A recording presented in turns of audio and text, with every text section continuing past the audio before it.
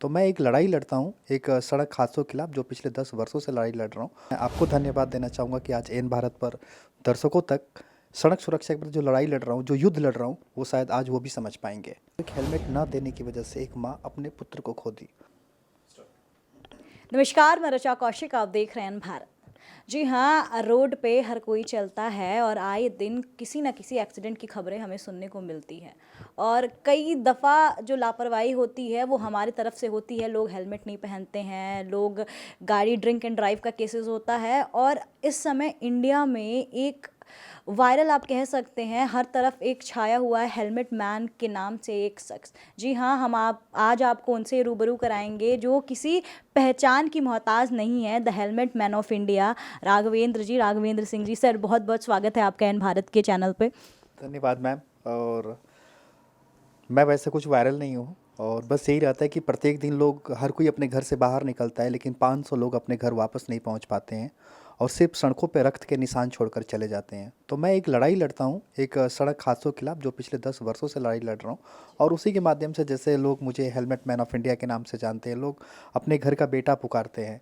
तो बस एक मेरी यही एक छोटी सी प्रयास रहती है, और मैं आपको धन्यवाद देना चाहूँगा कि आज एन भारत पर दर्शकों तक सड़क सुरक्षा के प्रति जो लड़ाई लड़ रहा हूँ, जो युद्ध लड़ रहा हूँ, वो शायद आज वो भी समझ पाएंगे। सर, जो मैंने आपके बारे में पढ़ा है, जितना मैंने जाना है, आप मतलब आपके किसी दोस्त थे जिनका नाम कृष्णा था, शायद उनका किसी दुर्घटना में, सड़क दुर्घटना में उनकी जो भी मौत के बाद आपने ये इनिशिएटिव लिया कि लोगों तक आप हेलमेट पहुंचा रहे हैं। तो सर, क्या ऐसी मन में कौन सी ऐसी भावना आई जिसकी वजह से आपने ये निश्चय किया कि आपको ये करना है? सबसे बड़ी बात है कि मैं खुद घर में मतलब सबसे छोटा बेटा हूँ, 4 भाई। और मैं एक ग्रामीण क्षेत्र से, जहाँ पे मैं पला बड़ा हूँ, बिहार के, और मैं दिल्ली शहर में आया पढ़ाई करने के लिए। तो यहाँ पर बहुत अलग अलग राज्य से दोस्त थे। उनमें से एक मेरा कृष्ण कुमार नाम का फ्रेंड था, जो कि अपने माता पिता का एक लौता चिराग था। और उसके माता पिता ने, भारत का ऐसा कोई तीर्थ स्थल नहीं था जहाँ अपने पुत्र के लिए मन्नतें न मांगी हो। जब ये मन्नतें वो मांग रही थी, इसमें उनको संघर्ष करते करते 20 साल गुजर गए थे। और 20 साल के मन्नतों के बाद एक पुत्र की प्राप्ति हुई थी, और बड़ा उनके अरमान थे। और उन्होंने अपने उस बेटे के लिए बचपन से जो भी सपने के लिए जो भी ज़रूरतें थी, सब कुछ पूरा किया उन्होंने। लेकिन उनको नहीं पता था कि इस 24 साल की उम्र में उस पुत्र से जुदा होना पड़ेगा। और यही हुआ, जो एक हेलमेट ना देने की वजह से एक माँ अपने पुत्र को खो दी। और सबसे बड़ी बात है कि उस 65 से 70 साल, जब 2014 की बात है, जब एक्सीडेंट्स हुआ था, तो उस माता पिता को जब पता चला कि मेरे बेटे का एक्सीडेंट हुआ है, और 19 लाख रुपए तब तक जब एक्सीडेंट हुआ था, तो वो हॉस्पिटल को ज़रूरत थी, तो एक 10 रुपए की एक झोली में भर कर लेकर आए थे। और एक जुआ खेलने के लिए। सड़क हादसों के बाद हम देखते हैं प्रत्येक दिन अस्पतालों में 1300 एक्सीडेंट्स होते हैं। तो उनमें से हर परिवार ज़िंदगी बचाने के लिए संघर्ष कर रहा होता है। और यही हादसा मेरे मित्र के साथ उस समय 2014 की बात है, जब हुआ था। तो 19 लाख रुपए लेकर के एक जुआ खेल रहे थे। डॉक्टर ने पहले ही बता दिया था कि हो भी सकता है, नहीं भी हो सकता है। और 8 से 10 दिन संघर्षों के बाद दोस्त ने भी अपनी हिम्मत हार गया। और जिस शहर में हम अपने दोस्त के साथ जो सपने देखे थे फ्यूचर के, उसी शहर में एक चिता जल गई। और जो माता पिता से एक उम्मीद थी कि, मतलब जो उनसे एक जिस तरीके से मैं बातें किया करता था, लेकिन हाथ से वो एक हिम्मत नहीं हो पा रही थी कि मैं कैसे उनसे नज़रें मिलाऊं। और 3 महीने जब उनके घर पे गया, तो 3 महीने तक सो नहीं पाई थी। और जो उनके अंदर जो दर्द देखा, वहीं से एक हमने एक शपथ लिया कि भारत में प्रत्येक वर्ष जो 1.5 लाख से अधिक लोगों की मौत हो रही है, उनमें से 50,000 वो लोग मरे जो घर के सिंगल चिराग होते हैं। तो जिस तरीके से जो मेरे दोस्त के माता पिता ने जो गलतियां की, हेलमेट नहीं दे पाई, तो मैंने वो इसी समय से शपथ लिया कि मैं, और जिनकी एक औलाद है, उस माता पिता तक मैं ज़रूर ये बात पहुंचाऊंगा कि वो उसे बचपन से आदत डाले। और उसी समय से मैंने सड़कों पर एक सड़क हादसा के खिलाफ एक लड़ाई लड़ने की मैंने युद्ध की ठानी। और मैं पिछले 10 राज्यों में, भारत के सड़कों पर घूम घूम के 22 राज्य, 10 वर्षों में 22 राज्य घूम घूम के लगभग 60,000 से अधिक हेलमेट बांट चुका हूँ। और ख़ुद को बड़ा भाग्यशाली मानता हूँ कि उसमें से 35 लोगों की ज़िंदगी बचाने में मैं कामयाब भी हुआ हूँ। और ये लड़ाई अभी भी सड़कों पर जारी है। सर जैसा कि आपने कहा कि हेलमेट नहीं था या हेलमेट नहीं दे पाए, लेकिन सर बहुत सारी जगहों पे ऐसा देखा जाता है कि जो युवा होते हैं या जो लोग होते हैं, युवा की बात नहीं करें, जो किसी भी वर्ग के लोग होते हैं, वो अपनी लापरवाही, अपने स्वयं की लापरवाही की वजह से भी इस दुर्घटना का शिकार हो जाते हैं, या आप कह सकते हैं हेलमेट नहीं पहनते हैं लापरवाही कारण। तो आप इस पे क्या कहना चाहेंगे सर? देखिए, इसके लिए मैंने ये देखा, बिल्कुल आपका अच्छा प्रश्न है। जो यूथ आज के डेट में नहीं पहनना चाहते हैं क्योंकि उनको बचपन से आदत नहीं है, और ख़ास में से माता पिता का ही रोल है। हम स्कूलों के बाहर देखते हैं, जो अपने पेरेंट्स अपने बच्चों को स्कूल लेकर के जाते हैं, वो खुद भी बिना हेलमेट के होते हैं। तो मैंने सबसे पहले इसकी लड़ाई मैंने सुप्रीम कोर्ट से लड़ी। हमने 4 साल के बच्चे के ऊपर हेलमेट का कानून पास करवाया, ताकि जिस तरीके से जो माता पिता अपने बच्चों के लिए जूते चप्पल पहनाने की शुरुआत कर रहे हैं, उन माता पिता को अपने बच्चे को साइकिल से ही हेलमेट देने की आदत डालें। तभी जा कर के जब ये देखें जो माता पिता जिसका बेटा साइकिल पर हेलमेट लगाने की आदत मान लिया है, तभी उसको बाइक स्कूटी खरीदने की दें। अन्यथा मैं उनसे आग्रह करता हूं कि वो अपने बच्चे के लिए, अगर उनके हेलमेट की आदत नहीं है लगाने की, तो अपने बच्चे को गाड़ी नहीं बल्कि कफन खरीद के दे रहे हैं। और आज मैं अब डेवलपिंग अपना इंडिया जो कंट्री है, डेवलप कंट्रियों की बात करूं, तो वहां पर कोई साइकिल चलने वाला व्यक्ति भी हेलमेट पहन के चलता है। तो आज हमारे भारत की 4% जीडीपी का नुकसान है, और अधिकतर टू व्हीलर राइडर सड़कों पर मर रहे हैं। तो मेरी यही लड़ाई रहती है उन यूथ को। मैं जो भी देखता हूँ तो मैं ये समझ में आती है कि ये मेरे दोस्त की तरह ये है, और जिसे मैं हेलमेट देता हूँ। लेकिन मैं उन माता पिता से यही कहना चाह रहा हूँ कि अगर आज आप ऐसा नहीं कर रहे हैं, तो कल हो सकता है आपके परिवार तक ये सड़क हादसा ये दस्तक दे सकता है। तो अगर समय रहते अगर आप मेरी बात को सुन रहे हैं, जो मैं एक लड़ाई लड़ रहा हूँ, तो आप जागरूक हो जाएं। अन्यथा किसी युद्ध में 1.5 से 2 लाख लोग, आज से 1000-3000 वर्ष पहले लोग मरा करते थे, आज भारत की सड़कों पर बिना किसी युद्ध के लोग मर रहे हैं। और ये किसी न किसी परिवार को प्रत्येक दिन 500 लोग सड़क हादसों में, जिनकी शमशान घाट में लाशें जल रही हैं और वो सड़क हादसा के शिकार बन रहे हैं। तो इसमें प्रत्येक परिवार को एक जागने की ज़रूरत है। सर मैंने ये भी देखा है, जैसे कि मैंने पढ़ा है आपके बारे में, कि अभी आपने किताबें डोनेट करने का भी एक like education, right to education, जिन बच्चों को सही शिक्षा नहीं मिल पा रही, उनके लिए भी आपने एक इनिशिएटिव लिया। उस इनिशिएटिव के बारे में थोड़ा सा आप बताएं अगर हमें। हाँ, ये बड़ा आपका अच्छा क्वेश्चन है। मैं शुरुआती दौर में एक्चुअली जब मैं दोस्त के घर गया था, तो उसकी मैंने पुस्तकें उठाई थी और किसी ज़रूरतमंद बच्चे को दिया था। तो मेरे मिशन के हेलमेट बांटने के 2 साल बाद एक माँ ने फ़ोन किया कि आपके पुस्तक देने की वजह से जो मेरा बेटा है ज़िले में प्रथम स्थान पाया। तब से मैंने शपथ लिया कि मैं जिन पढ़े लिखे युवाओं को जो हेलमेट दे रहा हूँ, उनसे बदले में मैं पुस्तक लूँ। और पिछले 10 वर्षों में मैंने 12 लाख से अधिक ज़रूरतमंद बच्चों तक ये पुस्तकें पहुंचाई है। और आज भारत के अंदर 1400 से ऊपर हमने लाइब्रेरियाँ खुलवाई है। तो मेरा ये था कि भारत सड़क दुर्घटना मुक्त तभी बन पाएगा जब 100% साक्षर होगा। और मेरा मिशन भी बड़ा अच्छा चल, ये सपोर्ट मतलब तेज़ी से बढ़ रहा था, क्योंकि जो बच्चों को, मतलब जो किताब लाने वाले बच्चे ही होते थे और उनके माता पिता तक ये सोच थॉट्स जाती थी, तो वो कहीं ना कहीं वो मुझे अपने परिवार का ही लोग हिस्सा भी समझने लगे। और इस मिशन में मुझे काफ़ी सारे सफलता भी मिली, बहुत सारे युवा मेरे साथ जुड़े, और तभी ये संभव हो पाया। और आज मैं भारत के जो 22 राज्यों तक की जो बात कर रहा हूँ, ये यूथ के ही सपोर्ट्स की वजह से हो पाया। सर जैसे आपने जुड़ने, लोगों के जुड़ने की बात बताई हमें, तो ऐसे बहुत सारे परिवार हैं जिन्होंने अपना किसी अपने को खोया है इस सड़क दुर्घटना के माध्यम से। वो लोग भी आपसे जुड़ते हैं, और ये जुड़ने की प्रक्रिया कैसे होती है? कैसे लोग आपके साथ जुड़ के इस इनिशिएटिव, ये जो आप इनिशिएटिव ले रहे हैं, ये जो आपने संकल्प लिया, कैसे और लोग आपके साथ जुड़ सकते हैं? अगर आप चैनल के माध्यम से ये बताएंगे तो हो सकता है और भी लोग आपसे जुड़े और ये जो इनिशिएटिव है इसमें आपका अपना योगदान दे सकें।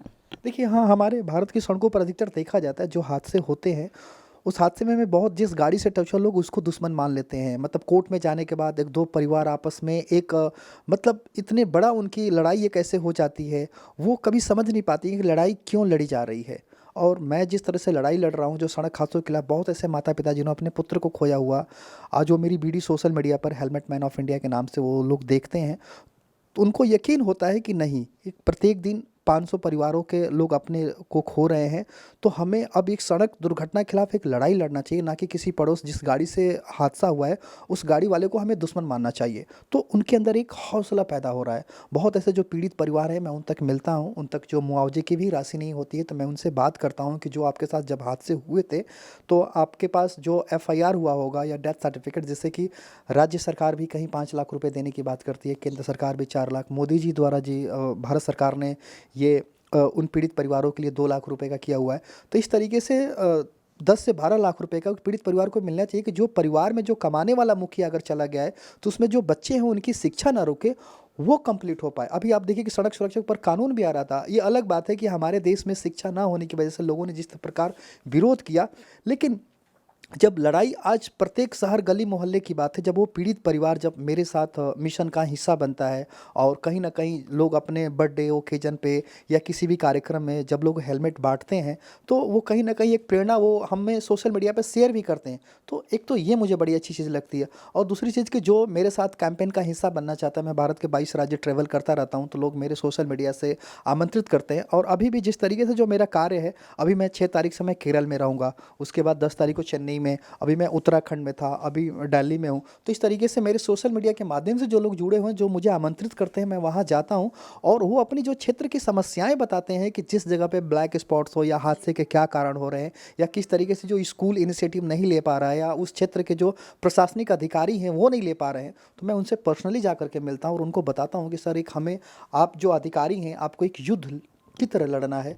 एक मौत को भी अगर रोकने के अगर पीछे अगर आप कहीं ना कहीं आगे कदम बढ़ाते हैं, तो ये इस क्षेत्र की बहुत बड़ी कामयाबी है। और हमें युवाओं को यही प्रेरणा देना है कि वो कुछ भी करें अपने क्षेत्र में, मतलब एक भी मौत ना होने दे, और हर किसी को संकल्प देना है कि ताकि वो सड़कों पर आगे आए। और मैं खास तौर से ये रिक्वेस्ट करता हूँ कि जिस परिवार में हादसे हो चुके हैं, उन लोगों को जिनके आज परिवार में खुशियाँ हैं, उन परिवार से मिले, उनको अपने साथ जोड़े, और कहीं ना कहीं इस परिस्थितियों को समझते हुए एक सड़क हादसा के खिलाफ एक लड़ाई लड़े। सर, ये तो रही आम बात, लेकिन मैंने ये भी देखा है कि आप जैसे अभी हमारे वक्त अभी अब हम हमारे साथ बैठे हुए हैं इस वक्त, तो आपने अभी भी हेलमेट लगा रखा है। आप जब फोर व्हीलर ड्राइव करते हैं तब भी आप हेलमेट लगाते हैं, तो इसके पीछे क्या वजह है सर? देखिए, मेरे एक फोर व्हीलर के पीछे भी लिखा रहता है, गाड़ी के ऊपर संदेश भी यमराज ने भेजा है बचाने के लिए, ऊपर जगह नहीं है जाने के लिए, हेलमेट और सीट बेल्ट का प्रयोग करें। मैं कोई पुलिस वाला हूँ नहीं, और मेरा कोई ड्रेस नहीं होता है। जब मैं कार में हेलमेट पहनकर चलता हूँ और सीट बेल्ट लगा करके, मैं बहुत सारे ऐसे कार वाले फैमिली को देखता हूँ कि वो लोग सीट बेल्ट नहीं पहने होते हैं। और हमने इस रूप में साइरस मिस्त्री को भी, बिजनेसमैन को भी देखा है कि उन्होंने अच्छी गाड़ियाँ बनाई, लेकिन खुद भी सीट बेल्ट ना लगाने की वजह से आज वो हमारे इस दुनिया में नहीं है। और ये भारत के लिए बहुत शर्म की बात है कि ऐसे एक बिजनेसमैन, उद्योगपति, मतलब एक सीट बेल्ट ना लगाने की वजह से उसका चले जाना, ये बहुत बड़ी क्षति है। और इस तरीके से हम हर विभाग में देखते हैं, चाहे हम भारत के महामहिम राष्ट्रपति जो द्रौपदी मुर्मू जी हैं, उन्होंने भी अपने पुत्र को खोया हुआ है एक हेलमेट ना होने की वजह से। और सबसे बड़ी बात है कि मैं जब कार चलाते हुए हेलमेट और सीट बेल्ट के लिए अपील करता हूं, तो उनसे ये कहता हूं कि जब आपके किसी का आज परिवार के लोग मर रहे हैं, जब आप कोर्ट में जाते हैं, जो इंश्योरेंस कंपनियां हैं वो बड़े बड़े लॉयर लेके रखी रहती हैं, क्योंकि वो देखती हैं कि अगर आपने सीट बेल्ट नहीं पहना है तो जाहिर सी बात है कि आपका एयर बैग नहीं खुलेगा। तो आपको मरने के बाद जो परिवार को मुआवजा मिलना चाहिए, उससे लोग वंचित हो जाते हैं, क्योंकि किसी के पास समय नहीं है इन सब चीज़ों के बारे में अध्ययन करने के लिए। तो मैं उनसे वही रिक्वेस्ट करता हूँ, जब उनको इशारा करता हूँ कि भैया आप हेलमेट पहन लीजिए जो हाथों में टांग के लेके चल रहे हैं। पहले तो लोग, अगर मैं बिना हेलमेट टोकता था तो लोग मुझे गाली दे दिया करते थे कि भाई मैं मरूँ या जीऊँ, उससे क्या लेना देना है। आज मेरी गाड़ी, मान लीजिए 4 लाख की गाड़ी है और किसी 40 लाख की गाड़ी पे कोई चल रहा है, अगर उससे मैं इशारा कर रहा हूँ तो बड़ा बुरा मान जाते थे। मतलब क्योंकि मैं कोई पुलिस वाला, भाई मैं वो टसन में रहते थे। लेकिन जब लोग मुझे ही हेलमेट पहन के देखते हैं, मैं कार में बैठा हुआ हूँ और उनको इशारा कर रहा हूँ, तो वो लोग मुझे दंडवत ऐसे प्रणाम करते हैं। और वो कहते हैं कि कुछ लोग तो स्कूटी वाले नई शोरूम से ला के कभी हेलमेट नहीं पहने होते, वो भी 700 सड़क पे झुक करके मुझे प्रणाम करते हैं। तो इसलिए मुझे लगता है कि मैं एक जो युद्ध लड़ रहा हूँ सड़कों पर, और लोगों को मैं बता पाऊँ, और ताकि लोग ये समझ पाएँ कि हमें हेलमेट और सीट बेल्ट पुलिस से डरने के लिए नहीं पहनना है, बल्कि अगर कोई हादसा होता है तो जो एक परिवार के लिए जो एक आर्थिक सहायता या कोई वो चीज़ें या ज़िंदगी बचाने के लिए हमें, क्योंकि हमने 2022 के आंकड़े में हमने 70,000 लोगों को खो दिया सिर्फ हेलमेट और सीट बेल्ट ना लगाने की वजह से। वैसे तो जो मौत है 1,70,000 के आंकड़े हैं अदर रीजन से, लेकिन 70,000 वो लोग मरे हैं जो हेलमेट सीट बेल्ट न लगाने की वजह से। तो मेरा यही प्रयास रहता है कि मैं हर वक्त अपने देश के लोगों को कुछ भी, चाहे विचारों से जान बचा सकूं, या लोग पहले हंसते हैं, मैं फ़्लाइट में भी ट्रैवल करता हूं तब भी लोग हंसते हैं, मुझे कोई पीके कहता है, कोई कुछ भी कहता है। जिसको जो मर्जी आए वो कहे, हमने किसी को तो मना नहीं किया। लेकिन जब मेरे कार्य के बारे में जानता है और ये समझता है कि ये बंदे ने इस तरह से लड़ाई लड़ा है, तो वही लोग मुझे आके फिर गले भी लगाते हैं और कहते हैं कि नहीं, I am proud of you और इंडियन। और आज मेरे कार्य भारत ही नहीं बल्कि पूरी दुनिया भर, यूनाइटेड नेशन वाले भी मुझे अभी आमंत्रित कर रहे हैं रोड सेफ्टी के ऊपर वहाँ लेक्चर देने के लिए, जिन लोगों के लिए मैं पीके बन करके, या ऐसे जो कभी लोग मेरे पर हंसा करते थे। तो आज बहुत सारी चीज़ें हैं, और अब भारत से निकल के बाहर के अन्य देशों में भी मेरा आप देखेंगे दौरा बहुत, अभी जापान वपान ये होने वाले हैं। तो ये सिलसिला मेरा चल रहा है, और भारत की भूमि है वसुधैव कुटुंबकम, हमने पूरे एक हमारा स्लोगन है वसुधैव कुटुंबकम की, यानी कि पूरे विश्व हमारा अपना है। तो ये लड़ाई आज सड़क हादसे सिर्फ भारत के नहीं बल्कि पूरी दुनिया के लिए सबसे बड़ा चैलेंज है। लेकिन ये अलग बात है कि हमारे भारत की सड़कों पर इस समय विश्व में सबसे ज़्यादा मौत हो रही है। जितना हम अगर करेंटली अब युद्ध की बात करें, यूक्रेन और रशिया की जितने उस युद्ध में लोग नहीं मरे हैं, जितने इतने बम गिराने के बावजूद, वहाँ हमारे भारत की सड़कों पर एक महीने में लोग बिना किसी चीज़ के मर जा रहे हैं। तो ये हमारे भारत के 1.4 बिलियन नागरिक को समझने की ज़रूरत है, ताकि इस तरीके से आने वाले हम हादसों को और ज़िंदगियों को रोक सकें। जैसा कि सर ने बताया कि लोग उनसे जुड़ते हैं, ट्रोल भी करते हैं। इस पे मैं कहना चाहूँगी कि परिंदों को तालीम नहीं दी जाती उड़ानों की, वो खुद ही छू लेते हैं ऊंचाइयां आसमानों की। महकना महकाना काम है खुशबू का, खुशबू कभी मोहताज नहीं होती कदरदानों की। सर, और एक कहानी मैंने और देखी है कि एक परिवार था, एक माता पिता थे, बूढ़े माता पिता थे, जिन्होंने अपने एक बेटे को किसी रोड एक्सीडेंट में खो दिया था। आपके तरह ही वो इनिशिएटिव ले रहे थे, लोगों तक हेलमेट पहुंचा रहे थे, बांट रहे थे। और जब लोगों का जैसे ट्रोल, आप अगर कहें ट्रोल एक शब्द हम यूज़ कर सकते हैं, यहाँ पे लोग ट्रोल करने वाले बहुत होते हैं, लेकिन उसके साथ ही साथ सराहना करने वाले भी बहुत होते हैं। और ऐसे लोग भी आपके इनिशिएटिव के बाद ऐसे बहुत से एग्जाम्पल सामने आए हैं जो लोगों को हेलमेट दे रहे हैं या इसका लोगों के शिक्षा प्रोवाइड करवा रहे, इनिशिएटिव ले रहे हैं। तो इस पे आप क्या कहना चाह रहे हैं? जो आपकी एक आर्मी बन रही है ये हेलमेट मैन ऑफ इंडिया की, इस पे आप क्या कहना चाहेंगे? देखिए, इसमें आप देश के लिए कुछ भी अच्छा कार्य करता आपको आशीर्वाद ही मिलता है। जैसे एक झारखंड में मुस्लिम महिला हैं, मैं हिंदू धर्म से हूँ, उन्होंने भी अपने पुत्र को, जो उनका बेटा नमाज़ पढ़ने जा रहा था, हेलमेट नहीं पहना था, खो दिया। हर एक तारीख को वो 500 रुपये मुझे वो देती हैं। वो कहती हैं कि मैं किसी और को देता हूँ। मैं सोचती हूँ कि मैं किसी के एक बेटे की ज़िंदगी बचा सकूँ। तो एक माँ का जो दर्द है ना, वो बहुत बड़ा वो चीज़ है जब किसी का पुत्र जाता है।